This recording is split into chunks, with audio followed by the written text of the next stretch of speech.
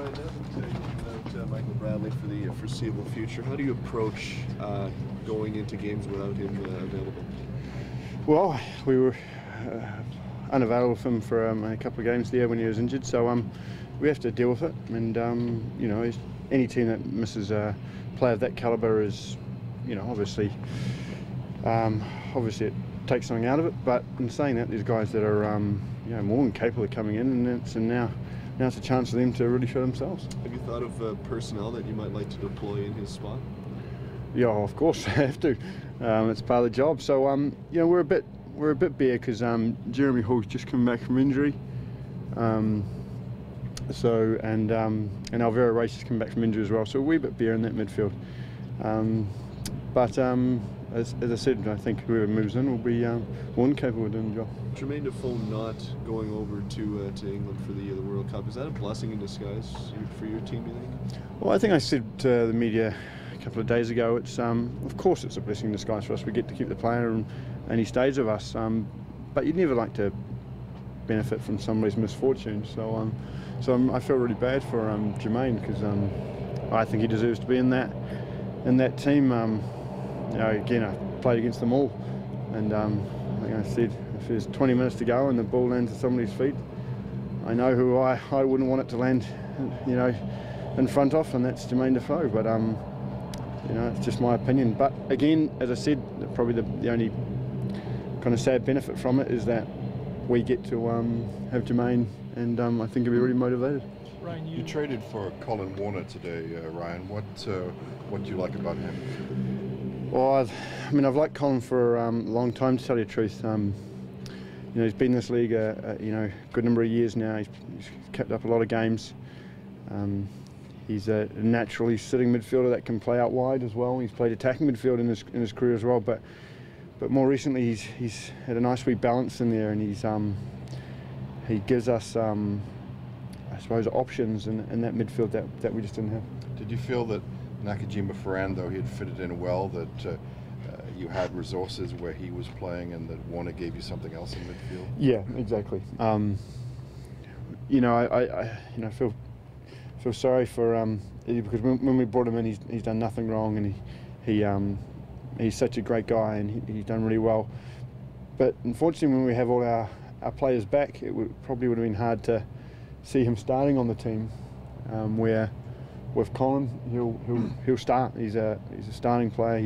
He's not even coming up to his peaking level age. He's still a really good age, but he's still clocked up, you know, a lot of games in this league, and he's a guy that we targeted, and yeah, I'm glad he's going to be walking in the door. Type of guy who might ease the loss of Michael Bradley a little bit? Well, of course, yeah. So it helps, you know, a guy like that, and just gives us another dimension in there. Shouldn't it have been planned out a little bit better, Ryan? I mean, well, this has been planned out for quite a while. No, but I mean, Issy, I mean, it was kind of went after him, and then to trade him after a short period of time. Well, I mean, we've been after Colin Warner for a long time. Fortunately, Montreal, it's the player that they thought that, they wanted, and he is, as I said, not a starting player for us. When everybody's fit, even though he's done nothing wrong, he's been fantastic. But Warner's a guy that we've been after for a long time. We've been looking at him. He's been on our target for, as I said, for a long time. So in terms of planning, if we're planned it for ages. We feel like we've got a very good deal out of this. It's you know, he'll fit in straight away. We're told Julio has the flu. Is he in doubt for tomorrow? Yeah, he's not good at the moment. I think, as you know, all of you guys probably know that the flu's been going around this the city, and he had stayed clear of it when everybody got it a couple of weeks ago, and now he's been hit with it. And Jackson is dealing with a concussion? Yep, he's dealing with a concussion, so hopefully he'll be he's out tomorrow. I hope he'll be available pretty soon after that. Did that happen in the New England game? Yes. What was the play? I don't know. He just felt the effects after the game, and yeah, now have to go through the MLS protocol, which you have to be careful these days, don't you? So and at the moment we're just waiting to pass the protocol. So does that mean then that Julio, we won't see him again till after the World Cup? Most likely, if he's hampered, if he's still bad tomorrow, then yeah, maybe. Any other injury concerns for tomorrow? No, it's more just guys coming back. As I said, Jeremy Hill's just coming back. Alvaro Ray's just coming back.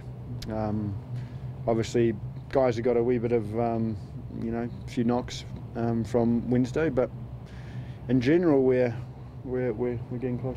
And your decisions on Wednesday, Caldwell and Defoe, was that you just had a big game tomorrow and also it was a turf game? Oh, the turf there is awful. It's absolutely horrendous, and you know, it's very hard to play on it when you're not used to it, and you know, you've got guys who are over the age of 30. It's a real worry. And Bradley Orr was probably the one who just came through it really well. So but I just didn't even want to risk Stephen and Jermaine on it. You've said, and a lot of people think, that Jermaine will be a powerfully motivated striker now, given what's happened to him in the last week or so. Is that something you don't have to say anything to him like that? You just see it in his eyes? No, you know, you definitely don't have to say anything. He's just a very motivated player himself. Well, you know, he doesn't need any of this. He's the kind of guy that will be scoring goals on his poor son when he's 5 years old and when he's 40. It's he's that kind of guy. Does this add fuel to the fire? You might have to ask him.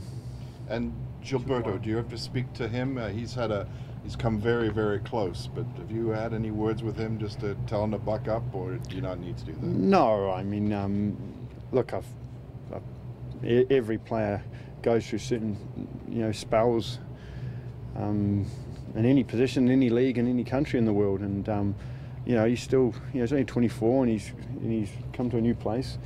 I'd be more worried if he wasn't getting in the places to have his opportunities, but all of a sudden it's going to one's going to go in the back of the net, and it's going to go off his knee and hit his elbow or something like that and go in, and the next thing you know, the floodgates will open. Ryan, by trading for Nakajima Farron, you've only got 2 wingers left on the team, 3 if you count Dan Lovitz. I guess social media circles were buzzing with the name Breck Shea. Can you address those rumors at all? Well, I mean, there's not my player, so I can't really talk about other teams' players. So you know, every team in the MLS would like a player like Breck, but at the moment, unfortunately, he's with Stoke. Thanks, guys.